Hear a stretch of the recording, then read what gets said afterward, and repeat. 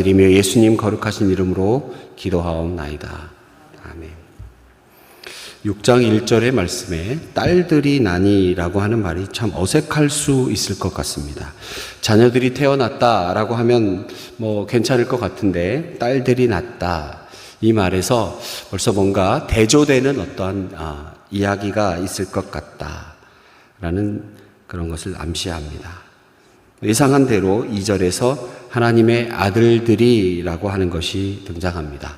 사람의 딸들과 하나님의 아들들. 여기서 하나님의 아들들은 천상적인 존재, 즉 천사를 의미하는, 천사가 사람의 모습으로 나타난 것이다 라는 의미라고 해석하는 분들도 있고, 왕족의 후손이다 라고 해석하는 사람도 있고, 또 가인의 후손, 즉 사람의 딸인 그 가인의 후손과 또 아벨을 대신하여 주신 셋의 후손들이 결혼하게 된 것, 그래서 셋의 후손들이라고 분석하는 그런 성경학자들이 있습니다. 하여튼 무엇이든지 간에 갖고 있는 의미가 하나님의 아들들이 사람의 딸들의 아름다움을 보고라고 하는 그 단어에서 뭔가 우리에게 주는 의미가 있습니다. 아름다움이라고 하는 것은 사실 토브라고 하는 단어인데 이게 하나님 편에서 볼 때는 대단히 좋은 긍정적인 의미입니다. 하나님이 세상을 만드시고 보시기에 참 좋았더라 라고 할 때 그 단어가 쓰였는데 이게 사람 편에서 보면 좀 부정적인 의미가 있습니다. 즉 매력을 보았다. 겉에 있는 외모의 외력을 보았다라고 할 때 이 단어를 씁니다. 우리가 앞에 읽었던 5장 4장에도 보면 라멕이라고 하는 사람의 두 아내 아다와 실라라고 나오는데 아다의 의미는 치장을 하다, 장신구를 달다. 라멕이 아내를 취할 때 겉에 꾸며진 외모를 보았다는 것이죠. 당시 사회 문화적인 풍습에서 남자들이 자기의 아내를 고를 때 외모를 중요시 여기는 것이 사회 문화적인 풍습이었다라는 것이죠. 내면을 보는 것보다는 외모를 보았다. 사회학적으로, 사회인류학에서 그런 분석들을 많이 냅니다. 그 어떤 사회, 당시의 문화를 정확하게 이해하기 위해선 결혼 풍습을 이해해야 된다. 결혼 풍습을 보면 그 당시 사회의 정신세계를 지배하는 가치관을 예상할 수 있다. 배우자를 선택하는 기준, 답례품이나 인사하는 방법, 얼마나 오랫동안 결혼식을 하느냐라고 하는 것을 보면서 결혼의 풍습이 사회 문화적인 가치를 대변한다라고 하는 것입니다. 결국 하나님의 아들들, 그들이 사람의 딸들, 그들의 겉 모양만을 보고 결혼하고 부부가 되고 하는 일들이 있었다. 자기들이 좋아하는 모든 여자를 아내로 삼은지라. 자기들이 좋아하는 모든 여자를 아내로 삼은지라. 그 결과 3절에서 이렇게 말씀하십니다.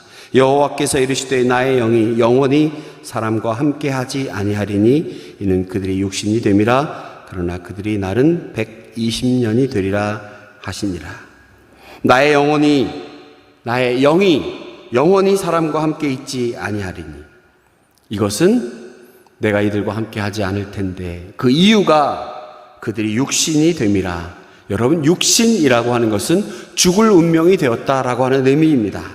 하나님과 반대되는 가치들, 지금까지 계속 그러한 이야기가 나옵니다. 하나님의 아들들이 사람의 딸들과 결혼합니다. 반대되는 겉의 모양만을 취하는 인간.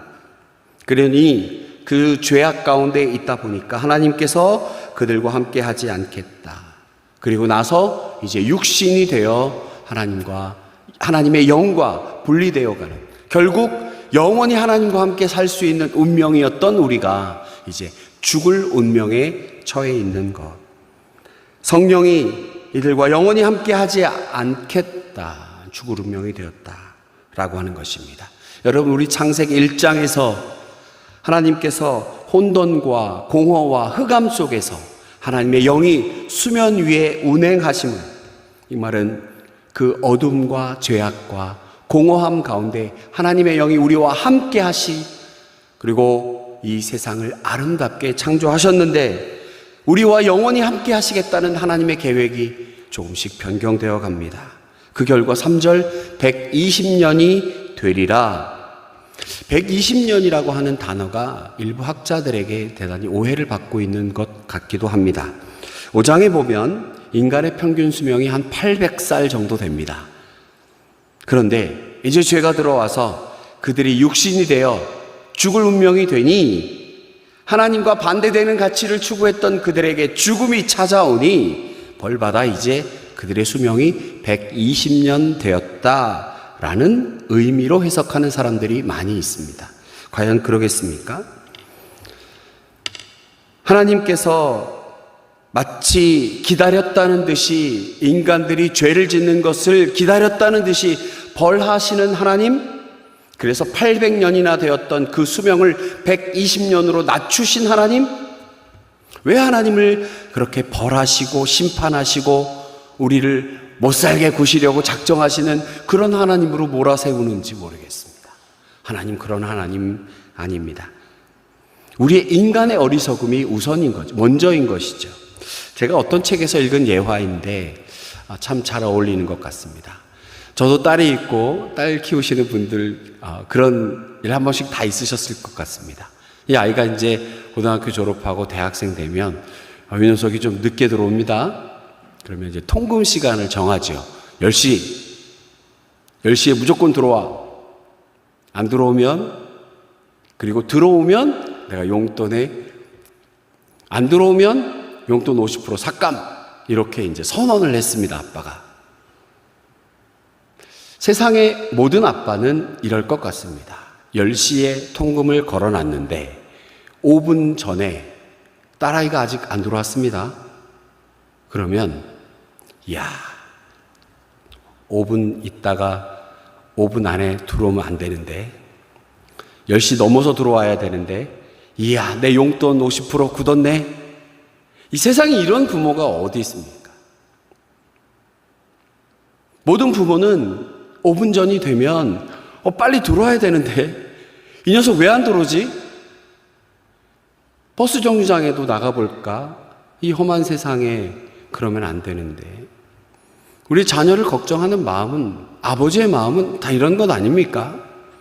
벌 주기로 작정하고 혼내기로 작정하였지만 정말 그걸 바라는 부모가 어디 있습니까?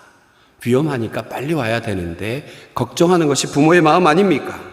모든 심판의 의면에는 하나님의 자비하심이 감추어져 있다라고 하는 걸 우리는 꼭 발견해야 합니다. 120년, 남은 120년이라고 하는 것이 800년 살던 너희들 죄 지었으니 120년으로 삭감이라고 하는 뜻이 아니라 하나님께서 우리에게 유예 기간을 주셨다는 것입니다. 하나님의 자비와 하나님의 은혜인 것이지요. 긍휼하신 하나님, 범죄한 인간에게 어린 양을 죽여 가죽옷을 지어 입히신 하나님, 동생을 죽인 가인에게도 아무도 일을 해하지 말라 표를 주신 하나님, 남은 날 120년은 그런 의미입니다. 심판, 악과 함께 할 수 없는 하나님, 심판을 선언하시지만 인간을 사랑하시는 하나님, 120년이라고 하는 유예기간을 주신 것, 이 가운데 우리가 하나님의 은혜를 발견하고 감사하는 우리 모두 되기 원합니다. 6절에 보면 땅 위에 사람 지으심을 한탄하사 마음에 근심하시고, 하나님과 잘 어울리지 않는 단어가 바로 한탄, 근심이라고 하는 단어일 것입니다. 전지전능하신 하나님의 한탄과 근심, 여러분 어떤 마음이 드십니까? 창조주께서, 창조하신 하나님께서 마음대로 할 수 있습니다. 제가 자주 드는 예화입니다. 어떤 화가가 그림을 그립니다. 내가 그리려고 하는 그림이 제대로 되어가고 있지 않을 때 화가는 그 그림을 찢어버리고 새 도화지를 가지고 새로 그림을 그리면 됩니다. 자신이 그린 그림이 잘못되어가는 모습을 보고 한탄하고 근심하는 화가, 하나님께서는 사람들이 생육하고 번성하라 하셨는데 그들이 번성할수록 죄악도 세상을 가득 채워갔습니다. 여러분, 4절에 보면 당시의 땅에는 네피림이 있었고 그 후에도 하나님의 아들들이 사람의 딸들에게 들어와 자식을 낳았으니 그들은 용사라 고대의 명석 있는 사람들이라. 어떤 뜻입니까? 네피림, 이것은 후에 우리가 가데스 바냐 사건에서 나타난 정탐꾼들이 가나안에 가보았더니 거인 자손, 아낙 자손들이 있더라. 그 아낙의 선조들이 바로 네피림입니다. 용사, 용맹함, 고대의 명성, 이 모든 것들은 세상의 가치입니다. 하나님의 가치를 가지고 하나님을 영원히 즐거워해야 되는 인간이 이제 사람들의 가치로 넘어와 명성을 찾게 되고 힘을 찾게 되고 용사가 되어 남을 죽이고 빼앗고 하는 세상의 이치. 사람들은 욕망대로 살아갔고 점점 하나님과 거리가 멀어진 것입니다.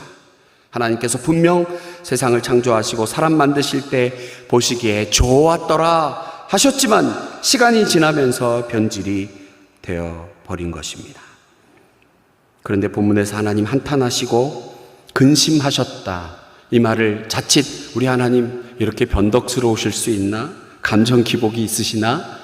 그렇지 않다는 것 아시죠? 한탄하다라고 하는 단어의 동사 뜻 안에 고통스러워하다라는 의미가 있습니다.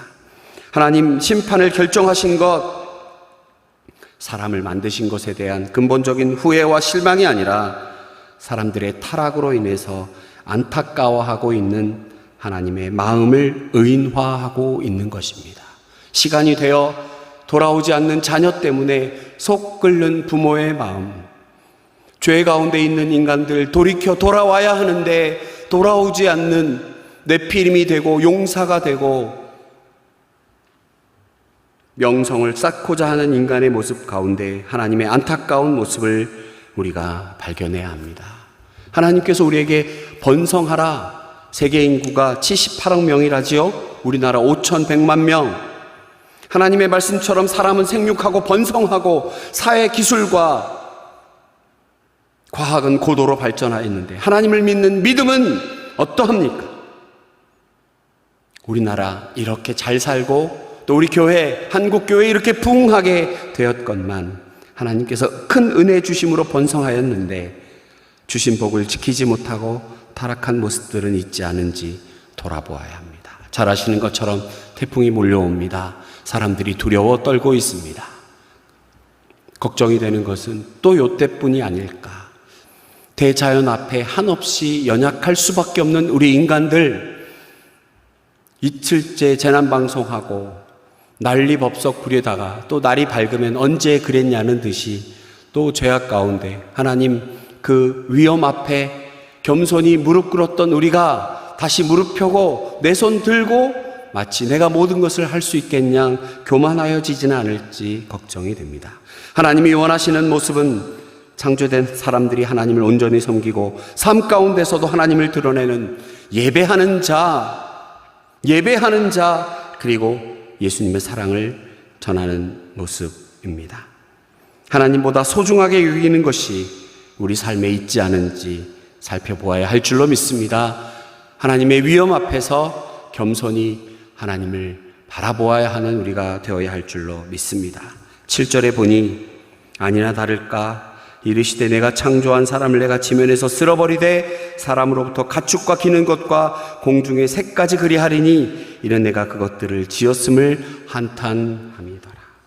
하나님께서는 자신이 직접 창조하신 것을, 창조하신 사람을 지면에서 쓸어버리겠다 선포하십니다. 분명 죄는 사람이 지었는데 애꿎은 공중의 새까지 가축까지 쓸어버리겠다 말씀하십니다. 이것은 대표성이라고 하는 것입니다. 사람을 창조하셨을 때 창세기 1장 28절에서 모든 생물을 다스릴 수 있는 권한을 주셨습니다. 모든 생물을 다스려야 하는 사람이 타락하였기에 하나님의 진노는 사람을 넘어 모든 만물에 임하게 된 것입니다. 하나님을 믿는 성도는 여러분 이것을 꼭 기억해야 합니다. 우리는 세상 속에서 그저 한 명의 일원으로 살아가는 것이 아니라 하나님의 백성으로 대표성을 가지고 있는 것입니다. 우리가 행하는 말과 행동 하나하나를 통해 하나님의 모습이 드러나기 때문입니다. 우리가 타락하고 무너질 때 성도 개인의 모습뿐 아니라 하나님의 모습을 대표하는 사람임을 기억해야 합니다. 오늘 본문은 이러한 상황 가운데 한 명의 인물이 등장하며 본문을 마무리하고 있습니다. 8절의 말씀, 그러나 노아는 여호와께 은혜를 입었더라. 노아는 의인이었더라. 노아는 그나마 꽤 괜찮은 사람이었더라 라고 시작하는 것이 아니라 노아는 하나님께 은혜를 입었더라. 하나님의 자비하심과 긍휼하심이 절절히 전해지는 본문입니다.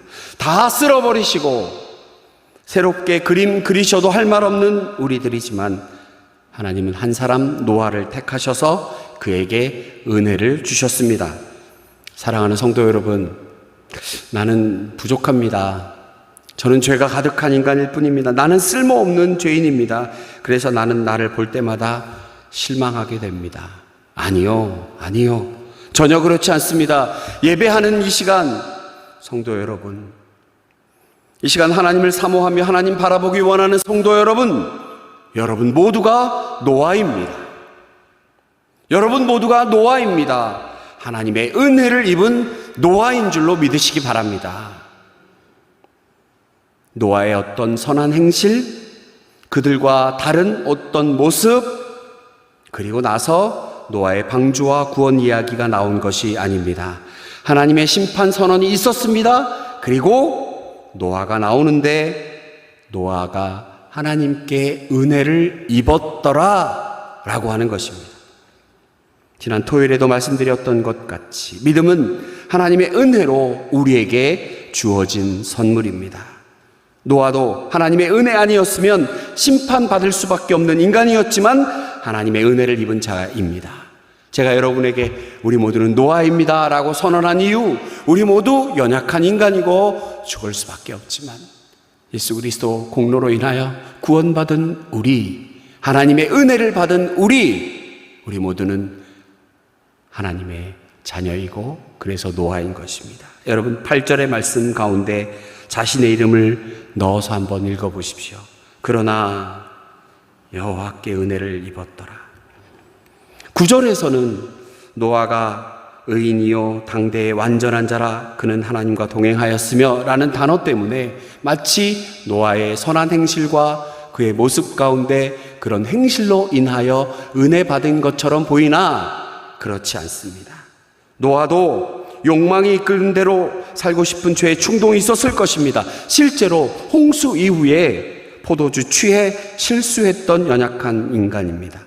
그때마다 하나님의 은혜가 간섭하여 죄를 깨닫게 하셨습니다. 하나님의 은혜는 자신이 얼마나 부족한 사람인지 알게 하고 얼마나 부패한 존재인지 알게 합니다.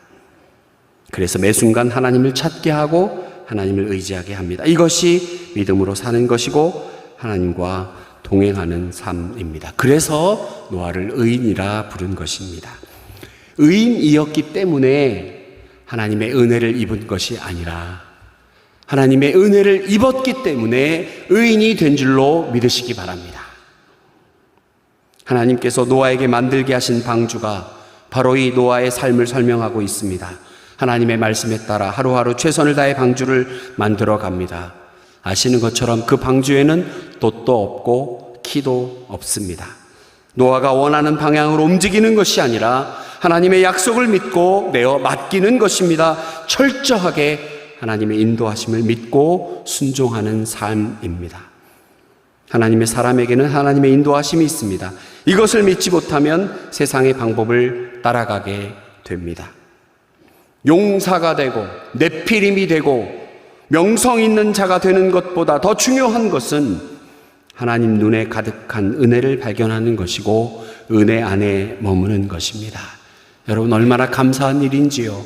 나와 같은 죄인, 어제도 그제도 오늘도 네피림을 찾고 명성을 찾고 용사가 되고자 애쓰고 발버둥 치고 있는 나 부르셔서 은혜를 주신 하나님, 나로 하여금 방주를 짓게 하신 하나님, 구원의 그 놀라운 계획 안에 나를 택하여 방주에 태워주신 그 하나님, 은혜를 생각하며 세상의 그 어떤 것보다 하나님의 은혜를 사모하고 하나님의 인도하심을 따라감으로 하나님 기뻐하시는 의인의 삶, 그래서 한 명 한 명 노아야 이름 불려지는 우리 모두가 되기를 간절히 축원합니다.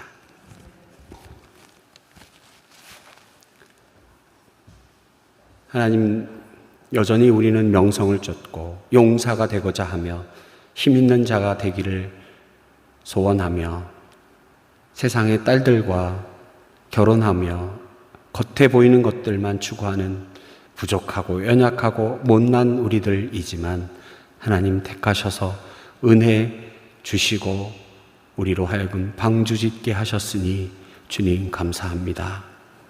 하나님, 귀한 은혜를 통하여 하나님 다시 한번 주만 바라보는 귀한 믿음 허락하여 주시고 이 믿음 가운데, 세상 가운데 예수 그리스도 살아 역사하심을, 구원받은 백성의 참된 모습을, 참된 진리를 전할 수 있는 우리가 되게 하여 주시옵소서. 하나님, 간절히 기도합니다. 하나님의 대자연 크신 위험 앞에서 한없이 작은 우리들, 하나님이 태풍이 하나님 우리 인간으로 하여금 다시 한번 겸손하게 무릎 꿇는 시간 되게 하시고 이 일로 통하여 다치거나 죽거나 하는 일 없도록 하나님 주의 긍휼을 베풀어 주시옵소서. 주님 사랑하시는 대한민국, 이 일을 통하여 다시 한번 깨닫고 먼저 믿은 우리들이 대각성하여 살아계신 하나님의 참으로 크신 위험 앞에 회개하고 돌아와 주의 복음 온 땅에 전하는 일에 우리 모두가 힘써 나아갈 수 있도록 하나님 인도해 주시옵소서. 하나님, 다시 한번 주님 앞에 간곡히 기도하오니 다치거나 죽거나 하는 일 없도록 하나님 대한민국 이 나라 백성들을 불쌍히 여기시고 하나님 인도하여 주시옵소서. 믿고 감사드리오며 거룩하신 예수님 이름으로 기도하옵나이다.